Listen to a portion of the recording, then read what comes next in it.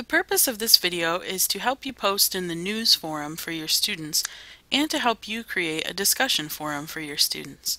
So I've got a practice course shell here that I'm working with, and you'll notice that there is a new feed in the upper right to all new courses.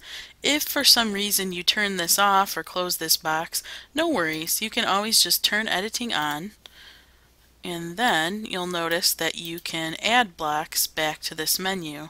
So for example, you just search for news, which doesn't occur on mine because my block's already there, and it would add it to there for you.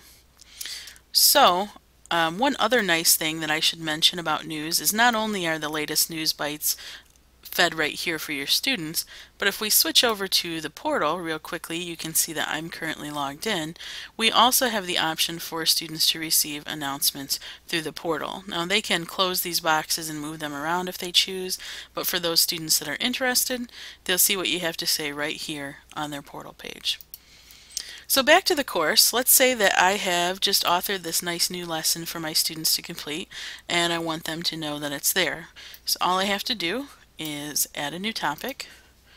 I give that topic a subject line like HIV lesson posted, and then I can say, students, please check out the new lesson posted in Moodle and read chapter 12 of your textbook for this week. Thanks. And you can play around and format that message if you wish. I'm just going to leave it basic text. Everyone is automatically subscribed to the news forum, and I will go ahead and post that. So you can see that then my announcement shows up at the top, and the student can click on the more icon to get more information, and it's got my little picture from my profile there. So if we're looking to do an actual discussion forum where the students can interact with us, then you do have to have your editing turned on. So let's say, for example, that once they've completed this lesson, I want them to be able to talk about it or give them a targeted question. In that case, I would be adding an activity to this week of my course, and that activity would be called a forum. So I can give my forum a name.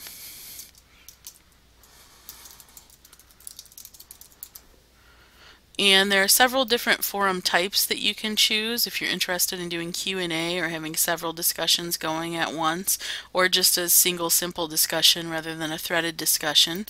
This contextual help menu will help you understand what those different types of forums mean if you want to read more about them.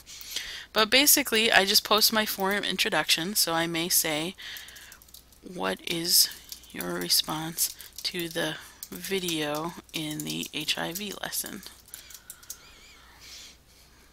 And then you've got several options here. Do I want to force everyone to be subscribed? My preference is to say no. You could force them to be subscribed, but that means they're going to get an email each and every time someone posts to this forum, which can be quite annoying if you've got students who are on the site regularly checking this anyway. I would recommend turning on read tracking so that it shows the student if new messages have been added to the forum that they haven't read yet. And then grading is something you'll want to think about. There are several different ways to grade forums, and again, the contextual help menu will tell you more about that. Some people choose to use this grading function. Other people choose to leave the forum ungraded and then award discussion points later at a separate entry in the gradebook. So that's really up to you. And so I will go ahead and save and display this. So this would be my forum, and if a student wants to add a new topic, they would say new topic and type in, here are my thoughts.